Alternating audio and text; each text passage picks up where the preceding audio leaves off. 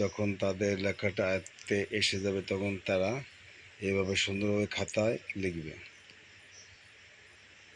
1 নম্বরে 4 হরফ আলিফ মিম ত জ।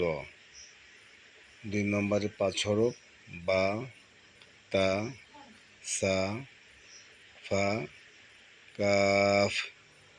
এখন আমরা 3 নম্বর ভাগের 3টি হরফ লিখব। আবার একটু পড়ে নিই, আলিফ মিম ত জ, বা তা সা ফা কাফ। এখন আমরা 3 নম্বর ভাগের 3টি হরফ লিখব। আপনারা দেখেন, খেয়াল করেন কিভাবে আমরা কলম দিয়ে সুন্দরভাবে ঘুরিয়ে লেখা হচ্ছে। হা খ